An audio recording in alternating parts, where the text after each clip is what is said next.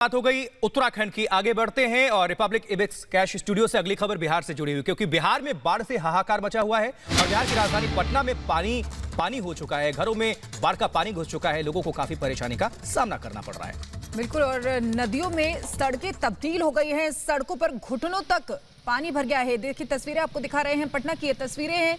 ये हालत है पटना की तस्वीरों की। सड़कें दिखाई नहीं दे रही है कि कहां सड़कें हैं और लोगों को बेहद मुश्किल का सामना करना पड़ रहा है। और जो वाहनों से आ जा रहे हैं उनके लिए और भी मुश्किल है, क्योंकि उन्हें वाहनों को अपनी बाइक्स को खींच कर ले जाना पड़ रहा है, नहीं जा पा रहे। और देखिए घरों के अंदर भी पानी घुस गया है।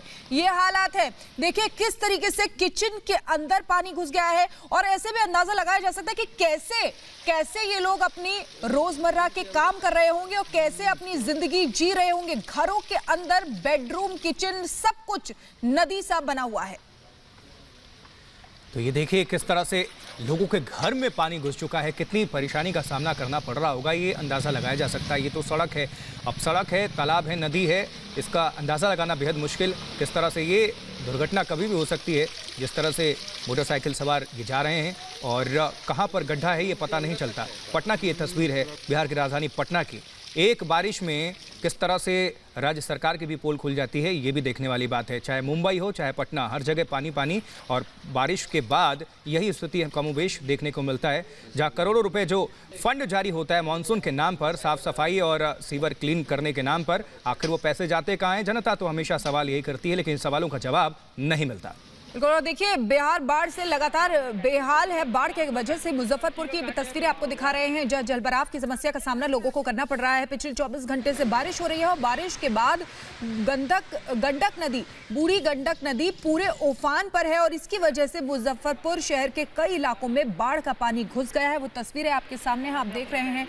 टापू में तब्दील हो गई हैं ये सड़कें पूरी तरीके से पानी में डूबी हुई है। बाढ़ के कारण तबाही की कगार पर यहां पर दिखाई दे रहे हैं। और ये दरभंगा की तस्वीरें आपको दिखा रहे हैं, बिहार के दरभंगा की। वहां पे भी यही हालात बने हुए हैं। तो साफ और सीधे ये जो हालत आती है, हर साल मानसून आता है लेकिन उसके बाद यही स्थितियां देखने को मिलती है। तो प्रशासनिक दावे जो हर बार किए जाते हैं और फिर ये सोचा जाता है कि आगे आने वाले समय में ठीक कर लिया जाएगा, लेकिन देखिए ये हालत है। अभी भी कहीं भी नजर डालिए यही हालत है। घरों में पानी भर रहा है, सड़कें नदियों में तब्दील हो गई हैं। बिल्कुल, अब 3 तस्वीरें आप तक हम पहुंचा रहे हैं और तीनों ही तस्वीर बिहार की हैं। एक तरफ राजधानी पटना की तस्वीर है, दूसरी तरफ मुजफ्फरपुर की है और तीसरी दरभंगा की। समानता यही है, समानता ये कि एक बारिश और बारिश के बाद क्या स्थिति है ये आप देख सकते हैं। क्या सरकारी भवन, क्या अस्पताल, क्या लोगों के घर और किस तरह से सड़कें सब जलमग्न हैं। हर जगह पानी ही पानी नजर आ रहा है और नतीजा ये है कि लोगों को परेशानी का सामना करना पड़ रहा है। तो केशव हमारे साथ, हमारे संवाददाता जुड़े हुए हैं इस वक्त। केशव, एक बारिश और सब कुछ सच्चाई सामने। ये जो करोड़ों रुपए फंड के नाम पर आते हैं मानसून से निपटने के लिए, वो जाते कहाँ हैं? सवाल जनता पूछती है लेकिन जवाब आज तक नहीं मिलता।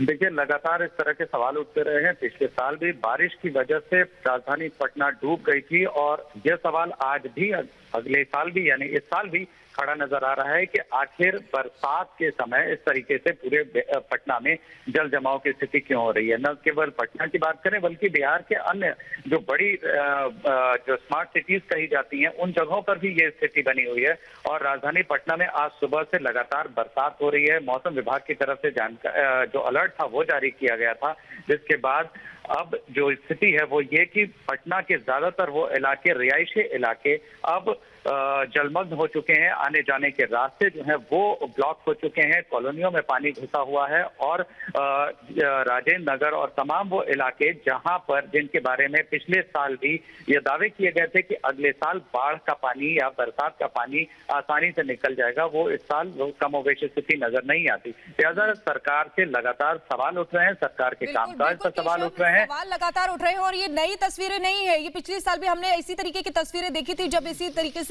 लोग बेहाल थे और घरों तक में पानी भर गया था। आप हमारे साथ बने रहिए, हम लगातार तस्वीरें दिखा रहे हैं। पटना की तस्वीर आपको दिखाई, अब ये मुजफ्फरपुर की तस्वीर देखिए, यहाँ पर भी वही हाल है। पूरी तरीके से ऐसा लग रहा है जैसे नदी बह रही है, नहर में तब्दील होती है। यहाँ पर सड़कें दिखाई दे रही है, सड़कों पे देखिए जहाँ नजर दौड़ाएंगे सिर्फ पानी ही पानी नजर आएगा। अंदाजा लगाया जा सकता है कि यहाँ पे रहने वाले जो लोग हैं वो किस मुसीबत से दो चार हो रहे हैं, किस तरीके से वो अपनी जिंदगी गुजर बसर कर रहे हैं। तो देखिए लगातार आने जाने में लोगों को दिक्कतें हो रही है, लेकिन प्रशासन हर बार की तरह इस बार भी शायद आश्वासन ही देने वाला है। अगले साल फिर यही हालत देखने को मिलेगी, क्योंकि पिछली बार का अगर हम याद करें तो इसी तरीके की, इससे भी भयावह स्थिति हमने देखी थी।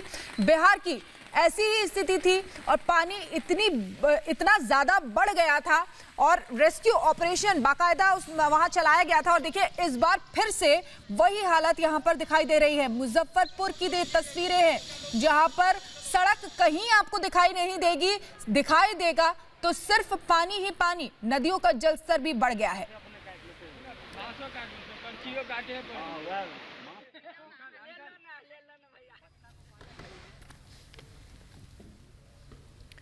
तो उत्तराखंड के धारचूला की अगर बात कर ले तो वहां पर भी बेतहाशा बरसते बादलों ने आपदा जैसे हालात पैदा कर दिए हैं। ऐसा लगा कि पानी सब कुछ निगल जाएगा। देखिए रिपोर्ट। उत्तराखंड में बादल प्रचंड हो उठे। आसमान से धारचूला में ऐसी धार कि सब तबाह होता चला गया। रात 2 बजे आफत का ऐसा दौर आया कि बचने की ठौर खोजना मुश्किल हो गया। पानी के प्रकोप से सड़क और पुल टूट गए, बाजार पानी और मलबे से पट गए। बारिश ने ऐसा विकराल रूप धरा कि लगने लगा कि ये पूरे क्षेत्र को निगलने को आतुर है। पानी के प्रचंड प्रहार ने 2013 की तस्वीरें दिमाग में ताजा कर दी। हाल ये था कि 4 मकान पानी में समा गए, कई जानवर बह गए। प्रशासन के इंतजाम भी बौने साबित हुए। आनन फानन में राहत कार्य शुरू किए गए और लोगों को राशन, कंबल और दवाई बांटे गए। 2013 की आपदा जैसे लक्षण रात भर नजर आए। भारी बारिश ने कुछ वैसी ही परिस्थितियां पैदा कर दी। बारिश की वजह से धारचूला और मुनस्यारी का संपर्क जिले से कट गया, जिससे प्रशासन के लिए भी राहत कार्य करना मुश्किल हो गया।